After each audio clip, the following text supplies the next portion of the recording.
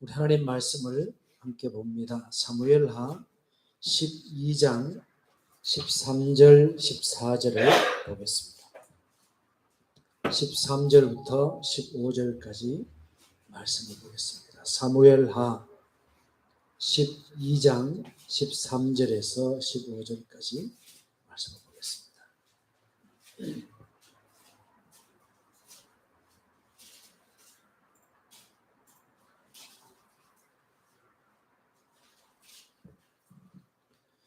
다윗이 나단에게 이르되 내가 여호와께 죄를 범하였노라 하며 나단이 다윗에게 말하되 여호와께서도 당신의 죄를 사하셨나니 당신이 죽지 아니하려니와 이 일로 말미암아 여호와의 원수가 크게 비방할 거리를 얻게 하였으니 당신이 낳은 아이가 반드시 죽으리이다 하고 나단이 자기 집으로 돌아가니라.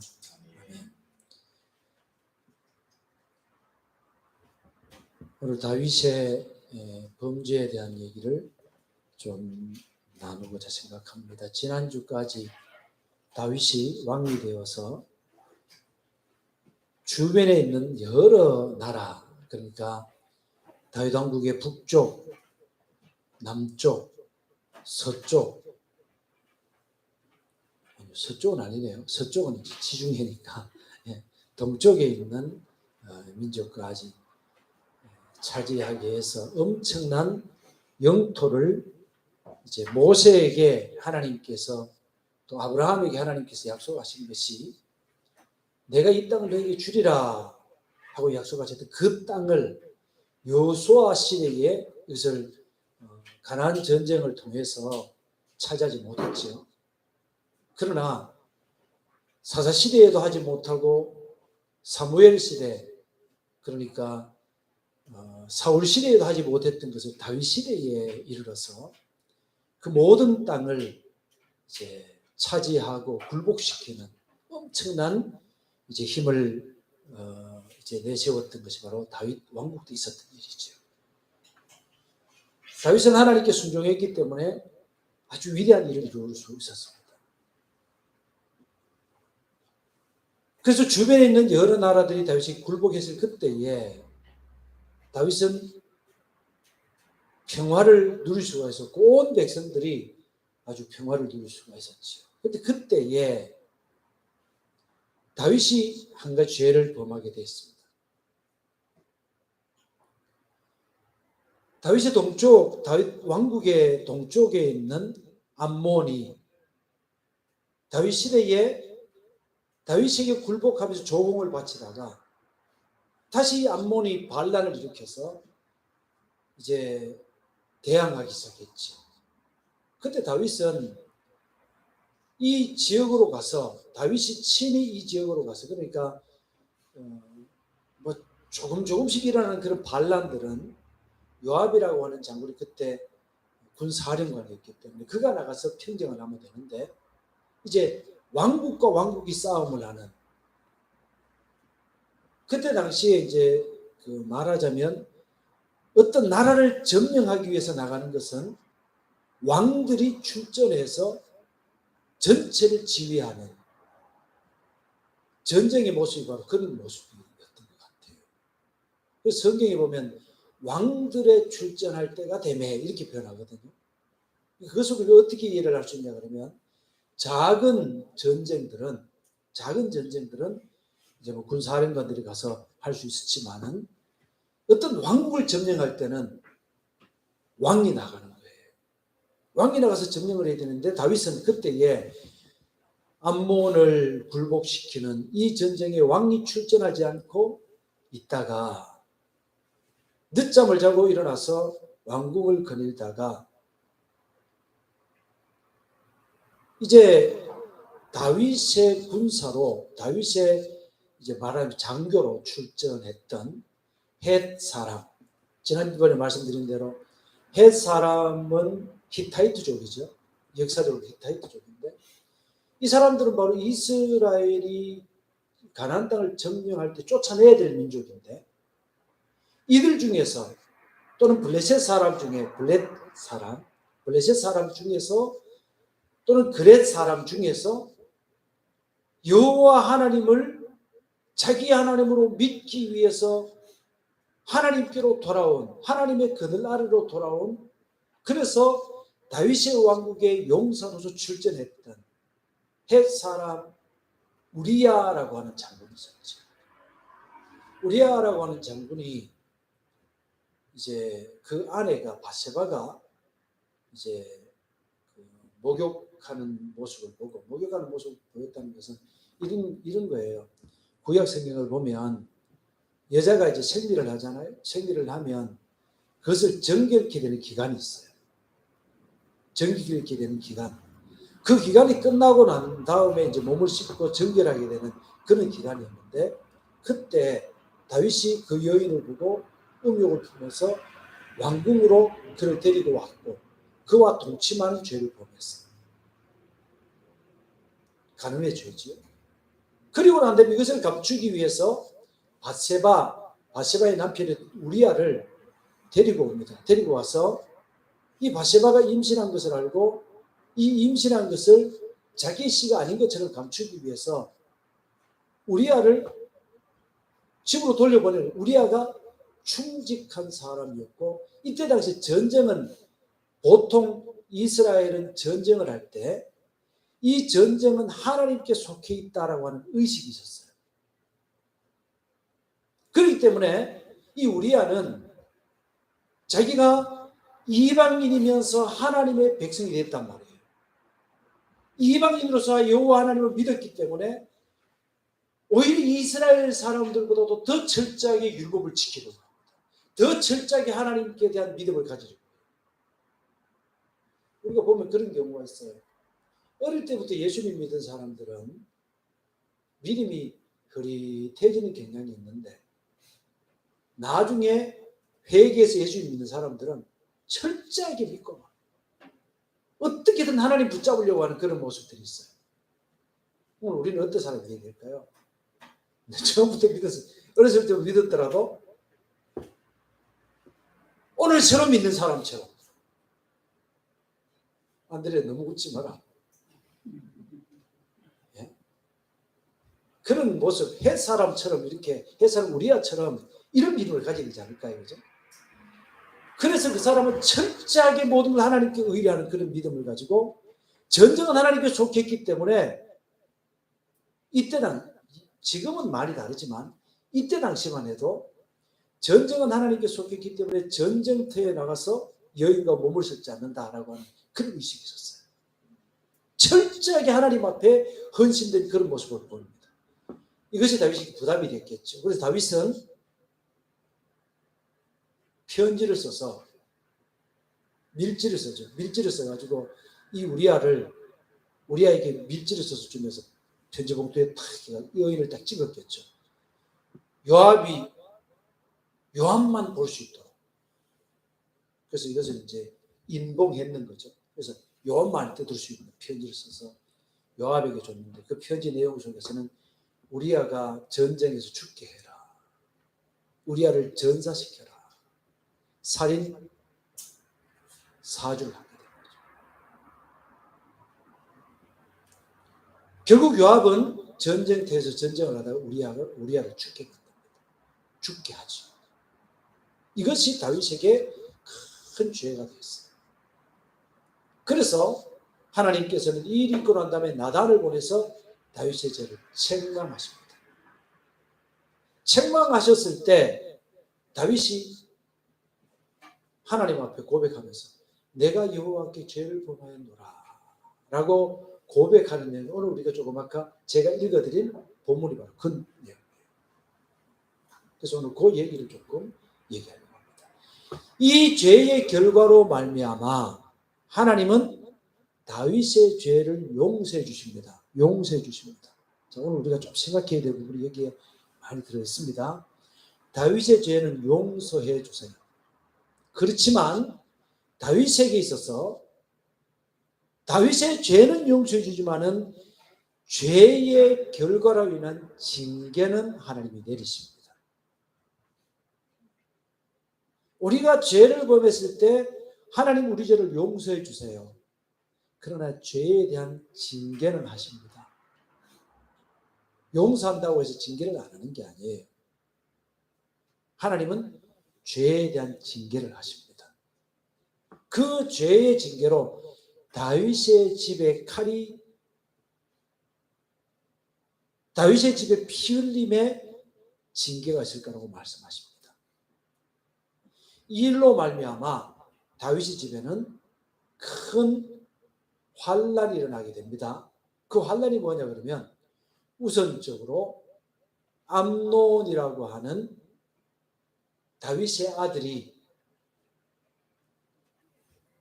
자기의 누이를 범하는 죄를 짓게 되고, 이것으로 인해서 암논 다말의 오라비였던 압살롬이, 같은 왕자입니다. 압살롬이 암논을 죽이는, 형제끼리의 죽고 죽이는 살인이 거기서 일어나게 됩니다. 뿐만 아니고 압살롬은 나중에 자기가 왕의 자리에 앉기 위해서 헤브론으로 가지요. 헤브론으로 가서 거기에서 왕이 되어서 자기의 아버지 다윗을 배반하게 됩니다. 다윗을 죽이려고 하는 끔찍한 일이 거기에서 일어나게 됩니다. 결국은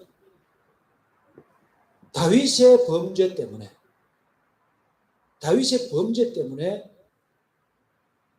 다윗의 아들들끼리 서로 피를 흘리는 끔찍한 일이 벌어졌고, 다윗은 왕위에서 쫓겨나서 한동안 방황하면서 자기 아들이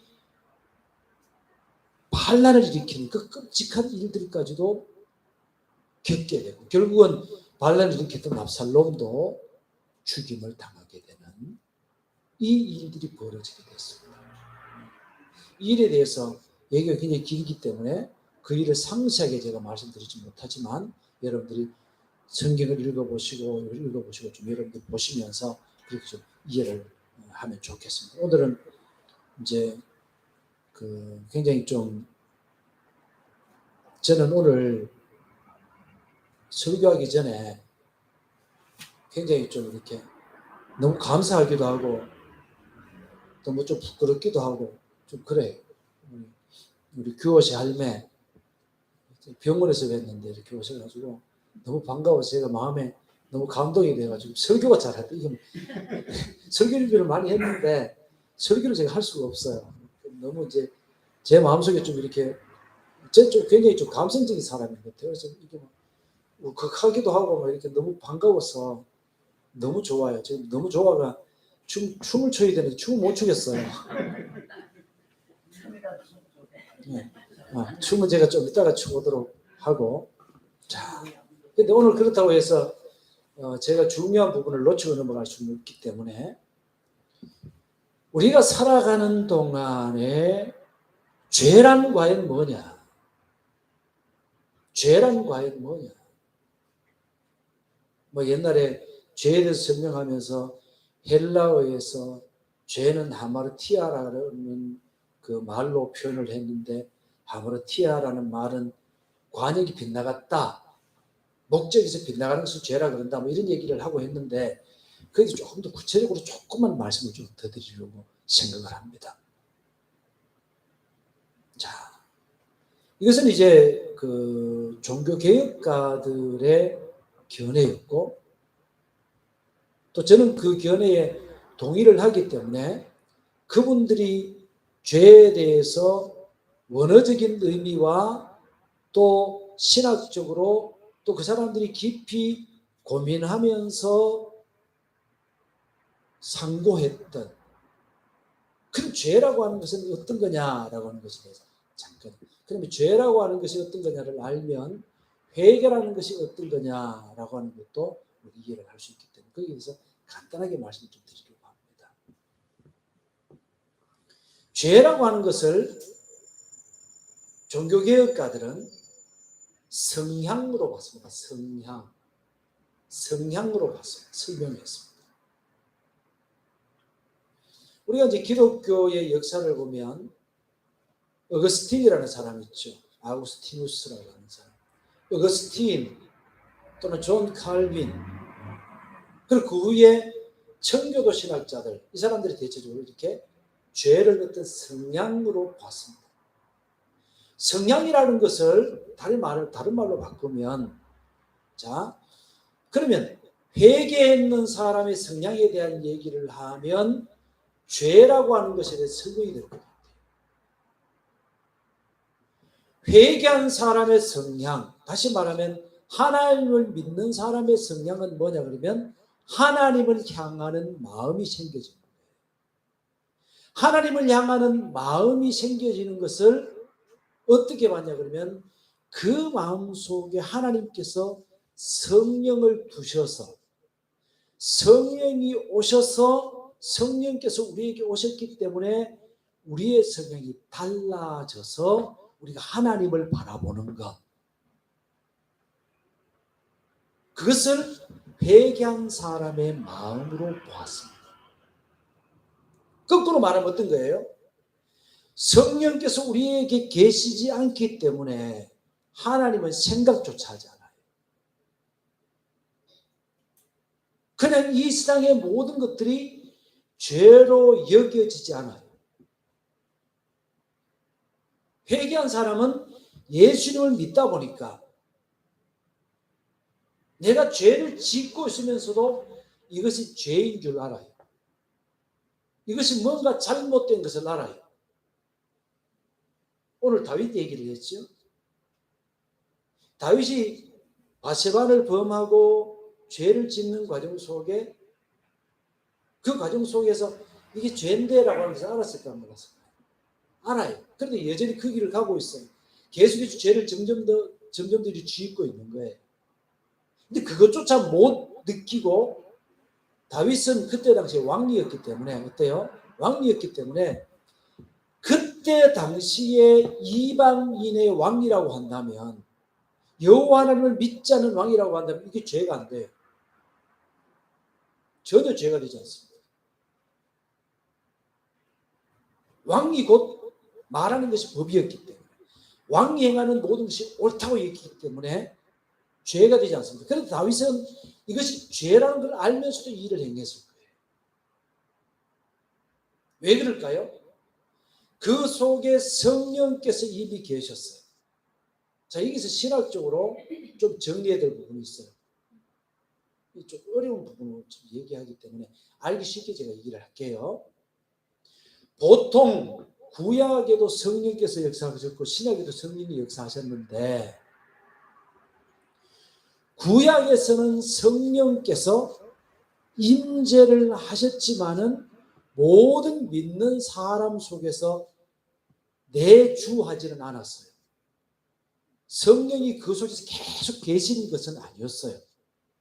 성령께서 오셨다 가셨다 이렇게 했다고 신학자들이 그렇게 생각을 해요. 그런데 신약에서 교회 시대가 시작되면서 오순절 성령께서 사도행전 2장 얘기해요. 성령께서 역사하시면서부터는 성령께서 우리 속에 내주하셔요. 다윗이 이 죄를 짓고 난 다음에, 나단이 다녀가고 난 다음에 지은 시가 시편 51편입니다. 시편 51편의 뒷부분을 보면 우리가 아까 정결한 마음 주시옵소서 오 주님 찬양했나요? 거기 보면 나를 주님 앞에서 멀리하지 마시고 주의 성령을 거두지 마옵소서 이렇게 얘기하잖아요. 그죠?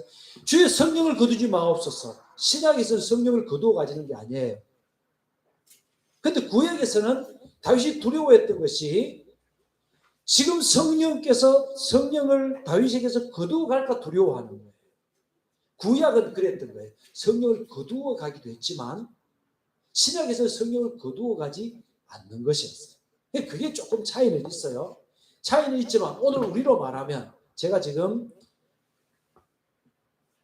회개한 사람, 그래 믿는 사람과 믿지 않은 사람의 차이를 얘기하면서 여기에 나와서 그래서 여기가 약간 격결로 가서요. 구약과 신약이 어떤 차이가 있느냐라고 하는, 성령이 어떻게 역사하느냐라고 하는 부분에 약간 격결로 갔다가 제자리로 돌아왔어. 지금 우리가 신약시대 예수님 믿는 시대니까 지금 성령께서 우리 속에 계시기 때문에 우리가 죄를 지으면 그것을 죄로 알고 죄를 여전히 범하고 있지만 여전히 죄로 알고 있지만 계속 그 길로 가고 있는 거예요. 그런데 믿지 않는 사람은 그것을 죄로조차도 여기지 않는다. 그 차이가 있는 거예요. 제가 금방 설명했는 거 이해가 좀 됩니까? 이해가 돼야 또 이해가 지나가면 내년이 오듯이 이해가 돼야 또 그 다음에 넘어가는 거예요. 조금 이해가 됐지요?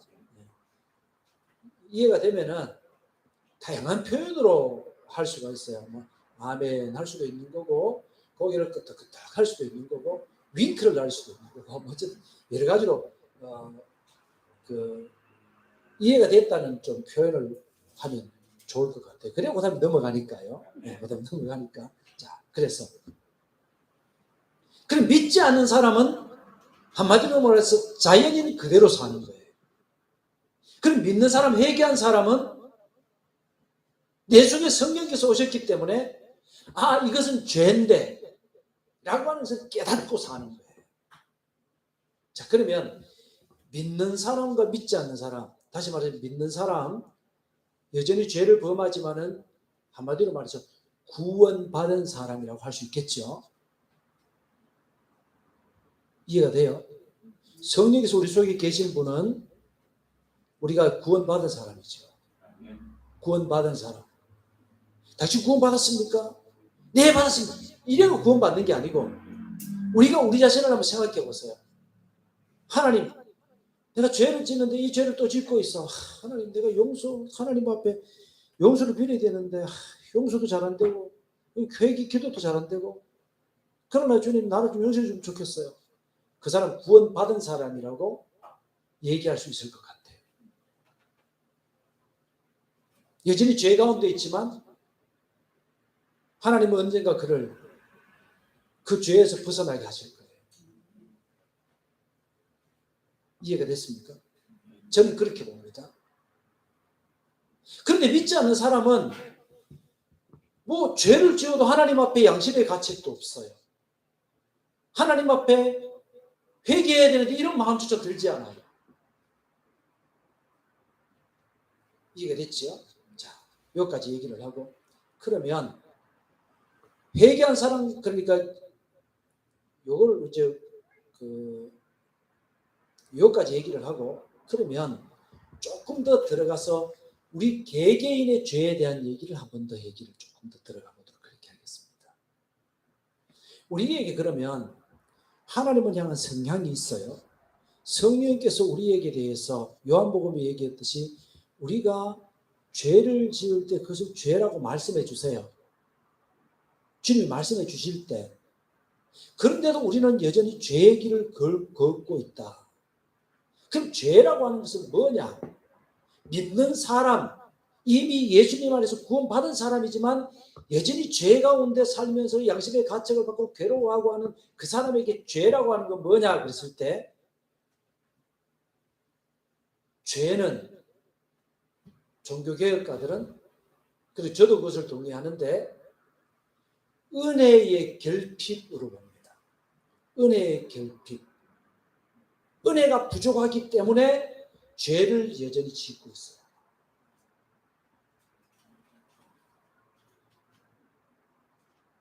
은혜가 결핍된 상태. 그러면 우리에게 다시 말하면 은혜가 회복이 되면 우리는 자연스럽게 죄와는 멀어지게 돼 있어요. 이해가 되죠? 은혜가 회복이 되면 죄와는 결별하게 돼 있어요. 그럼 하나님의 은혜를 어떻게 하면 회복할 수 있을까? 하나님의 은혜를 회복하는 방법은 자, 하나님의 회복은요. 하나님이 주신 회복은 질질 끌고 조금 주고 뭐 똥개 훈련시키는 식으로 뭐 잘하면 아이고 잘한다 하고 간식 하나 주고 칭찬해주고 이 똥개 훈련시키는 거고 하나님은 우리는 똥개가 아니잖아요. 우리는 하나님의 자녀예요. 그럼 하나님의 은혜의 회복은 급속하게 이루어집니다. 급속하게 이루어지는데 그 은혜는 뭐냐?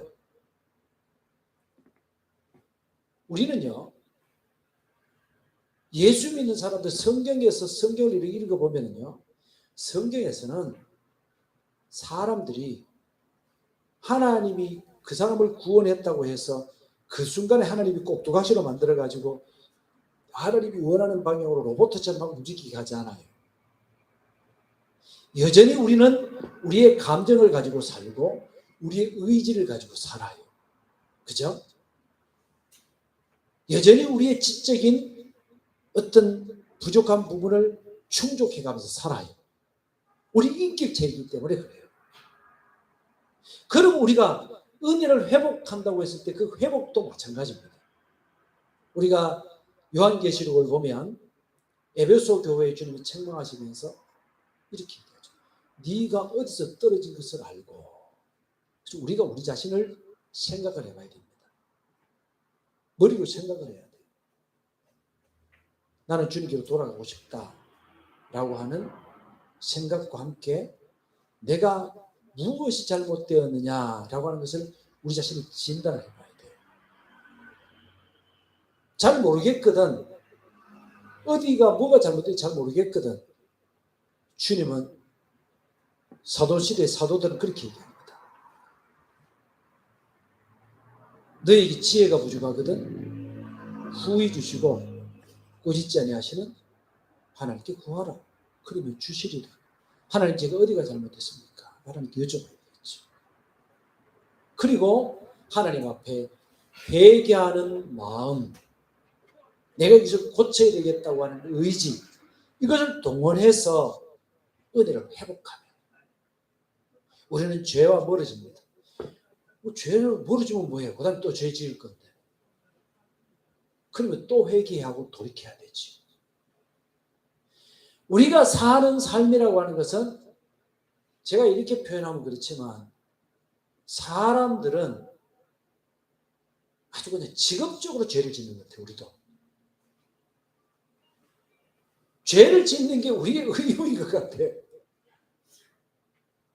나도 모르게 자꾸 죄 얘기를 가고 있어요. 여러분들 생각할 때 목사님은 좋겠어요. 맨날 뭐 말씀 묵상하고 앞에 설교하고 하니까 뭐 기도하고 뭐 찬송하고 이러면서 맨날 죄 안 짓겠네요. 아니요. 내 자신을 돌이켜보면 죄 덩어리예요. 죄 덩어리. 죄 덩어리. 저도 많이 괴로워요. 가슴 진짜 많고. 회복하고 싶고 막 이럴 때가 많아요. 그럴 때마다 우리 어떤 생각을 가져야 돼? 내가 행하는 모든 것들이 죄밖에 없다. 그러더라도 우리는 하나님의 은혜를 회복하기 위하여 하나님의 은혜를 회복하기 위하여 하나님의 은혜를 회복하기 위한 중요한 것 중에 하나를 제가 설명을 하면 우리가 정규적으로 예배에 참여하는 것도 굉장히 중요한 방법 중에 하나입니다.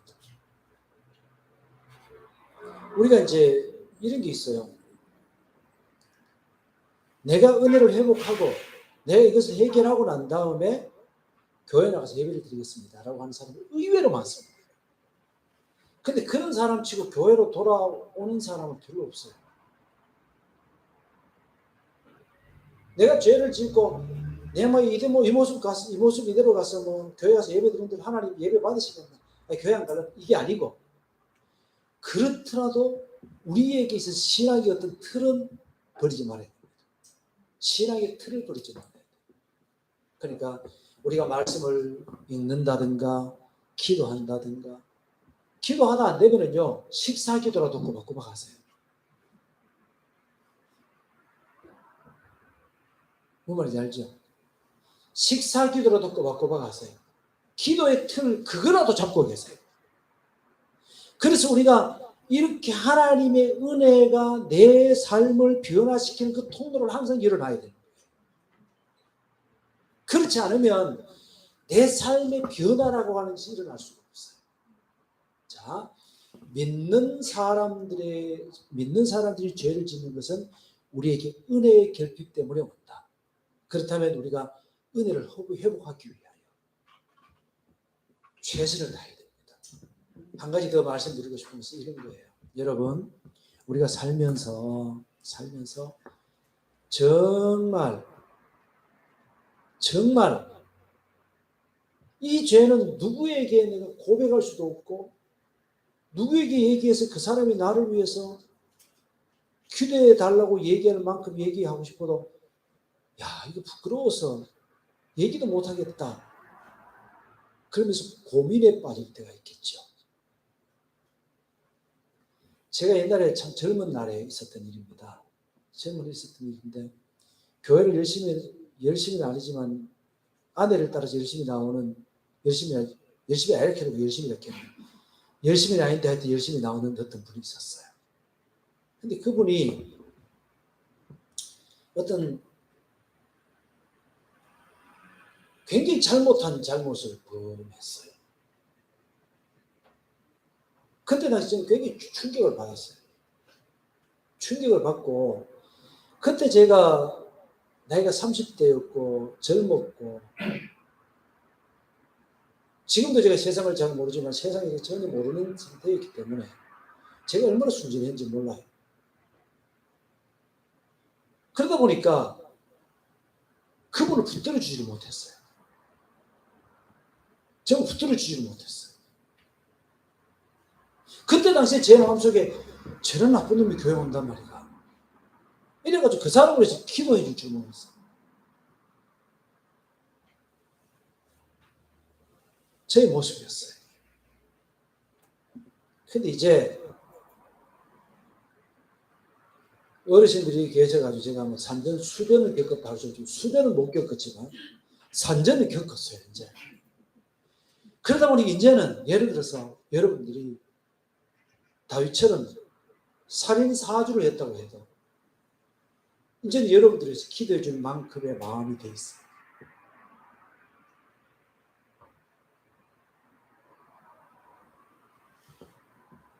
말하자면 숨겨놓은 아이가 있다 그러더라도 제 여러분들 위해서 기도해 줄 수 있어요.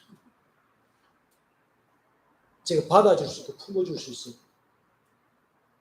여러분들의 은혜를 회복할 수 있도록 기도해 줄 수 있는 그런 마음이 인제서 생겼어요. 인제서. 여러분 정말 어려운 거 있잖아요. 누구에게도 털어놓을 수 없는 그런 게 있으면 얘기하세요. 제가 여러분들을 위해서 금식해야 될 일 있으면 금식하면서 기도해 드릴게요. 우리는 은혜를 회복해야 될 사람이에요. 죄를 끊어버려야 될 사람이에요.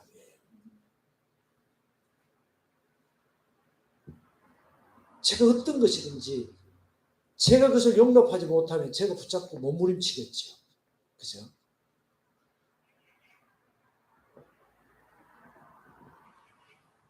천주교에 대해서 제가 두 가지만 얘기할게요. 천주교는 한마디로 탁 잘라 말하면 온전한 믿음을 지금 갖고 있지 못해요.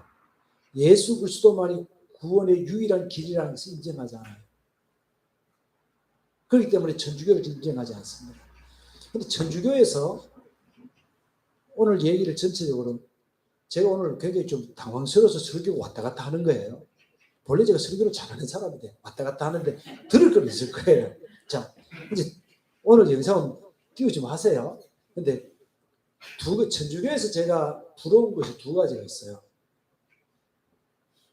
첫째로는 천주교의 이제 고백 성사와 관련된 거예요. 이거 두 개 다. 그 천주교에서는 신부를 아버지, father라고 부르죠. 신부. 그래가지고 이제 어떤 사람이 죄를 지으면은 고백 성사하는 그 상소에 들어와요. 들어와가지고서는 제가 이런 죄를 지었습니다. 하고 얘기를 하면 신부가 나이가 뭐 20살, 24살밖에 안 돼도 뭐 70, 80된 이제 할아버지가 와서 고백했잖아요. 아들아, 내가 너를 용서하노라 뭐 이렇게 얘기한대요. 근데 거기서 두 가지가 부러운 부분이 있어요. 첫 번째 부러운 부분은 뭐냐 그러면은 성도들이 와서 어떤 것이든지 와서 털어놓을 수 있다. 털어놓을 곳이 있다라고 하는 거예요. 털어놓을 곳이 있다. 상담이잖아요. 털어놓을 곳이 있다는 게 너무 좋은 거예요. 털어놓을 곳이 있다는 거. 여러분 털어놓으세요. 제 여러분 흉보지 않습니다. 제가 여러분들 괴로워하는 만큼 우리가 사무엘 보면은 사무엘이요 사울의 일 때문에 괴로워하면서 밤새 통곡하고 웁니다. 그렇게 해드릴게요. 아무도 모르게. 두 번째로 부러운 거는 뭐냐 그러면 이것은 제가 아까 앞에서 얘기했던 거와 연관이 되는데 천주교에서는 어떤 사람이 죄를 지었다 그러면은 어디 가서 봉사를 하라든지 어떤 것을 하라든지 이렇게 거기에 대한 의무를 부과를 해요.